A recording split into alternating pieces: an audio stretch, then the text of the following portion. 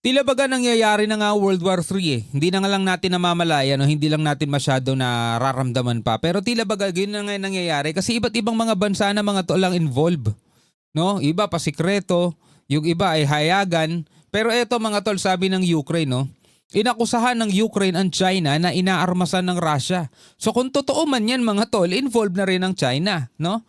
Kasali na rin sila sa gera kasi ang North Korea mga tol, involved na sila eh. Nagpapadala sila ng mga sundalo sa Russia para lumaban sa Ukraine, di ba?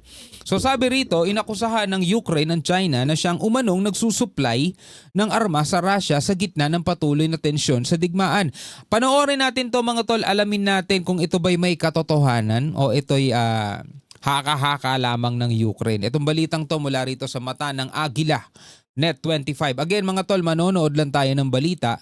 Magbibigay tayo ng opinion, reaksyon. Pwede rin kayong magkomento sa ibaba at kung ano ang inyong masasabi tungkol dito. Ang China nga ba ay nakikialam na, nakikisali na at sila ang nag-aarmas sa Russia mga tol. Kasi meron daw pruweba ang Ukraine mga tol.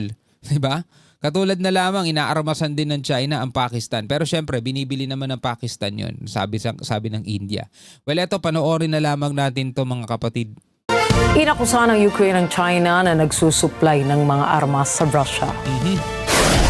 Ayon sa Foreign Intelligence Service ng Ukraine, mayroon silang impormasyon na hawak na nagsusupply ng mahalagang materyales at mga kagamitang pagdigma ang China sa 20 military factories ng Russia. Madali lang naman maalaman yun mga tol eh, di ba?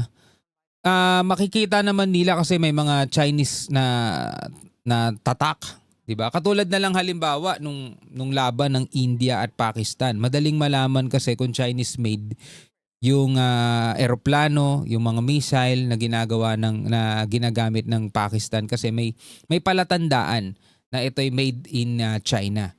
So kung eto mga tol ay sinusuplayan ng China ang Russia dito sa gerang to, at sila ang nag-aarmas dito, madali lang din ulit mapapatunayan yon sa pamamagitan ng mga trade o yung tipong mga trademark, yung mga marka doon sa mga missile o kung ano man ang ginagamit ng Russia, malalaman agad yon na ito'y Chinese made.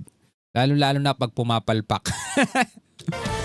Kasunod dito ng pahayag ni Ukrainian President Volodymyr Zelensky noong nakaraang buwan na nagsusupply ng pulbura at armas ang China. Ayun, kung pulbura, mahirap alaman yun. Kung saan tinawag ito ni Zelensky na direktang pangingialam sa Russia-Ukraine conflict. Magugunit ang nakumpirma rin ng Ukraine noon na nagpapadala ang China ng mga sundalo sa Russia. Служба безпеки. The Security Service of Ukraine is carrying out the initial procedural actions with captured. Well, ano na yan mga kapatid, yan ay pinabulaanan na ng China at sinabing hindi sila nakikialam dito sa gulong ito na nangyayari sa Russia at saka sa Ukraine. Dito sila nangingialam. Tapos yung mga naarestong mga Chinese na soldier na lumalaban sa Ukraine is mga na-recruit lang daw yon ng Russia sa social media, yun ang sabi. Pero sila daw ay hindi, kumbaga hindi yan state-sponsored, hindi yan ipinadala ng kanilang bansa. Kasi nasa 100 plus lang yan di ba? Kung iisipin mo, 100 plus, kung magpapadala China, maramihan yan, libo-libo yan, di ba? Україна здійснює перші процесуальні дії із полоненими громадянами Ito yun. Китаю. Вони в Києві спілкуються. Chinese citizens, they are in Kyiv. Ang hirap kabanggitin ng mga They are in communication with the investigators.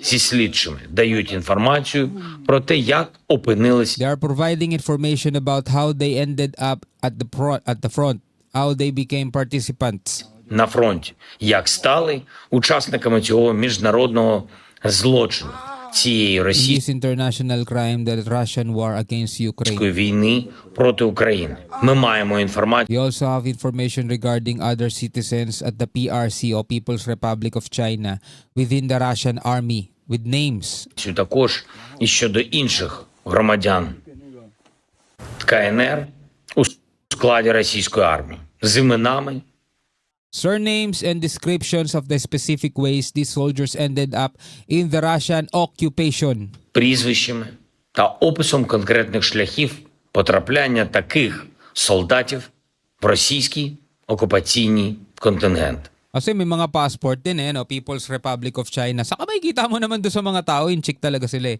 Pero yun nga, no, kung mapapatunayan mga kapatid, na involved na nga tong China dito sa gera ng Russia at Ukraine, just like North Korea, di ba?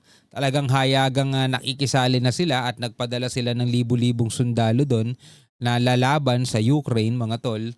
Kapalit siguro teknolohiya ng Russia papunta sa North Korea. Kasi mga tol, iba rin ang pangarap ng North Korea, di ba? Do maliit na bansa lang sila, isang buong bansa yung Korea, hinati pa sa gitna, no? North and South. Etong North, talagang gusto nilang katakutan din sila at gusto nilang manaig, mga kapatid, no? Kaya nga nung magkakaroon ng Golden Dome si Trump, isa rin sila sa mga umaangal dahil parang mawawala na ng kwenta yung ballistic missile nila na pinapalipad nila kung magkakaroon ng Golden Dome si Trump, no? Pero sila ay hayagang nang nakikisali dito sa laban ng Ukraine at Russia. So etong China ngayon ay inaakusahan. Дипломатичними каналами ми доведемо необхідну Contingent through diplomatic channels, we will convey the necessary information to the Chinese. інформацію до китайської сторони.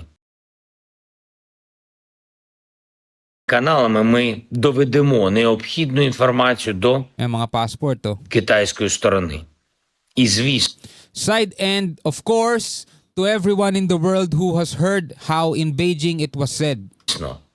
до кожного у світі, хто чув, як в Пекіні говорили, що не можна розпалювати That one should not inflame this war even more and expand its scale, no? цю війну Waga, ginagatungan pa. ще більше і розширювати її масштаб. Залучення ще й громадян The involvement Китаю of even more Chinese citizens in this war is certainly inflaming a bigger problem. в цю війну це Tapos pinapalala pa yung apoy. точно розпалення більшої проблеми.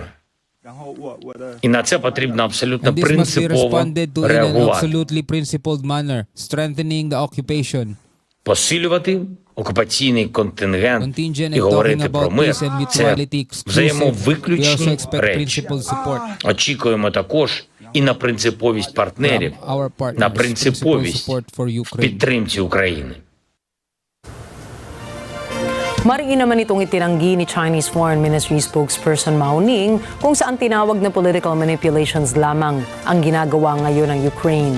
Inaasahan na natin yun, yun ang magiging sagot ng China, mga tol. Wala naman silang inamin ni minsan eh. Kahit nga yung mga bagay na ginagawa nilang pangaharas sa Pilipinas, wala naman silang inamin.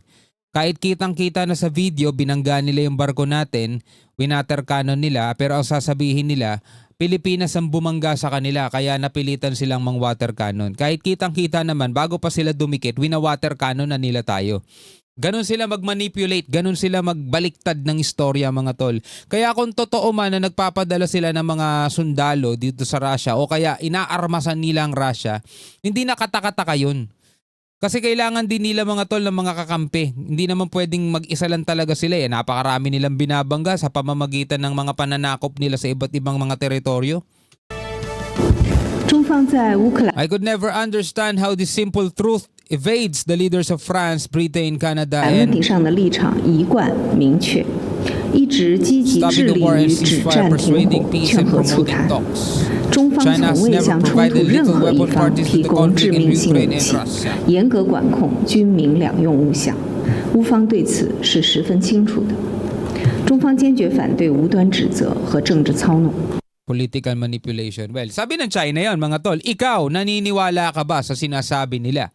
Naniniwala ka ba sa pagtanggi ng China, mga tol?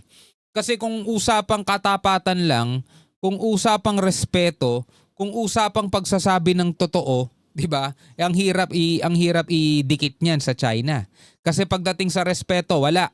Pagdating sa pagsasabi ng totoo, madalas nila binabaliktad ang kwento.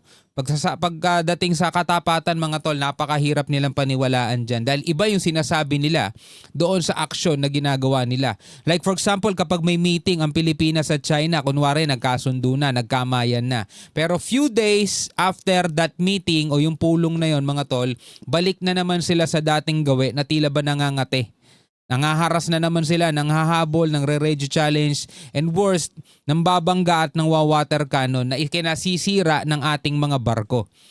Anyway, bilang mga Pilipino, ano masasabi nyo dyan? Comment na lamang kayo sa ibaba. Hanggang sa muli, ako nga pala si Shobal D. Peace out.